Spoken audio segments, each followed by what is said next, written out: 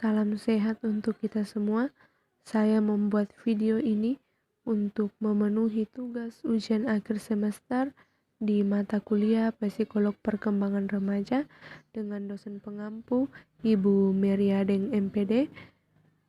Perkenalkan, nama saya Duyana, NIRIM 12 20 20 7343. Saya telah memilih salah satu materi yang paling menarik, yaitu perkembangan konsep diri remaja.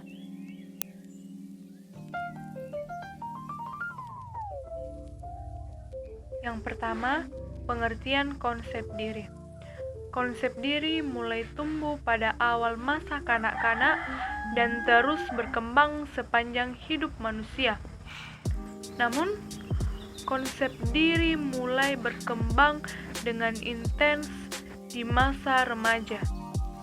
Karena itu, masa remaja merupakan periode kunci bagi konsep diri. Lalu, apa itu konsep diri?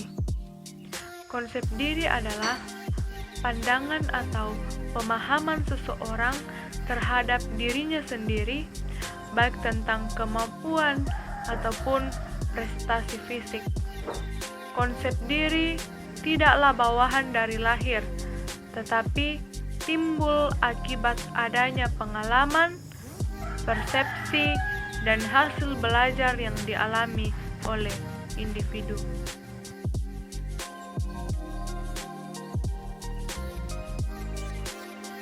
Yang kedua, 3 dimensi konsep diri, yaitu yang pertama, dimensi pengetahuan, yang berkaitan dengan deskripsi seseorang terhadap dirinya sendiri.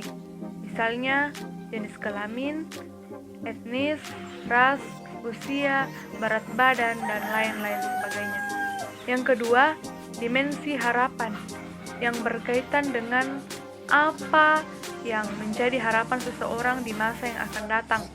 Yang ketiga, dimensi penilaian.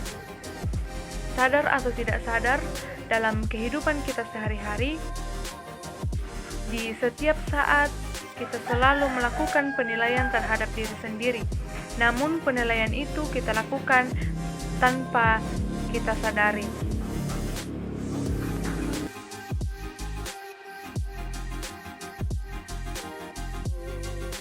Berbicara tentang konsep diri dapat dibedakan menjadi 2 bagian. Yang pertama, konsep diri positif, dan yang kedua, konsep diri negatif. Yang pertama, konsep diri positif. 1. Yakin dengan kemampuannya dalam mengatasi masalah. Yang kedua, merasa setara dengan orang lain. Yang ketiga, menerima pujian tanpa rasa malu. Yang keempat, menyadari bahwa setiap orang memiliki berbagai perasaan, keinginan, dan perilaku yang tidak selalunya disetujui oleh masyarakat. Yang kelima, mampu memperbaiki dirinya sendiri. Yang kedua, konsep diri negatif. Yang pertama, peka terhadap kritik, tidak tahan terhadap kritik yang diterimanya, dan ia memiliki perasaan yang mudah marah. Yang kedua, responsif terhadap pujian. Yang ketiga, bersikap hiperkritis atau selalu mengeluh, mencela, dan meremehkan apapun dan siapapun. Yang keempat, merasa tidak disenangi dan tidak diperhatikan. Yang kelima, bersikap pesimis terhadap kompetisi.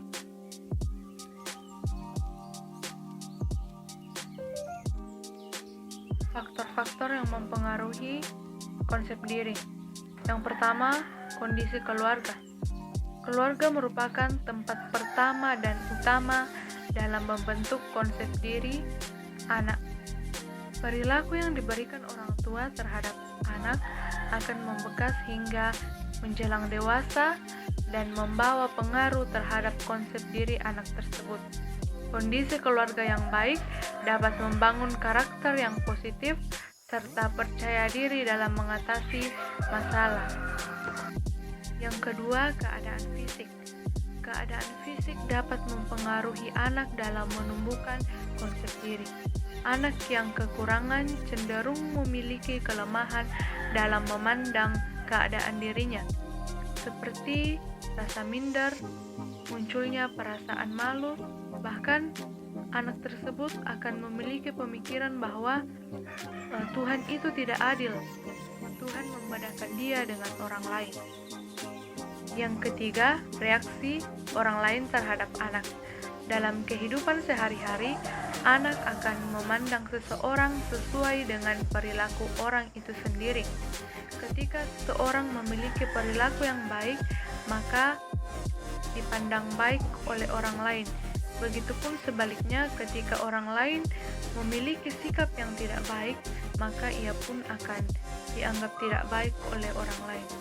Yang ketiga, tuntutan orang tua terhadap anak. Orang tua menuntun anaknya untuk menjadi orang yang baik dan berhasil. Namun terkadang tuntutan yang diberikan orang tua kepada anak malah menjadi beban dan tekanan jika hal ini tidak bisa dicapai oleh anak.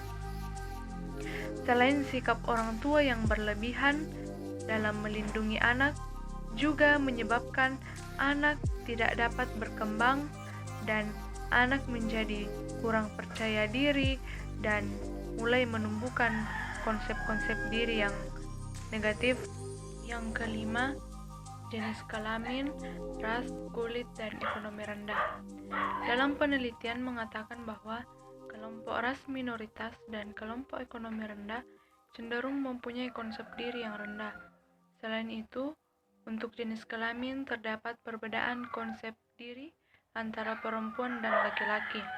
Perempuan mempunyai sumber konsep diri yang bersumber dari keadaan fisik dan popularitasnya, sedangkan konsep diri laki-laki bersumber dari agresif dan kekuatannya. Yang keenam, keberhasilan dan kegagalan. Konsep diri dapat juga dipengaruhi oleh keberhasilan atau kegagalan yang dialami seseorang. Keberhasilan dan kegagalan mempengaruhi penyesuaian pribadi dan sosialnya, dan ini berat, mempunyai pengaruh yang nyata terhadap konsep diri individu. Keberhasilan akan mewujudkan suatu perasaan bangga dan puas akan pencapaiannya, dan sebaliknya rasa frustasi bila individu mengalami kegagalan.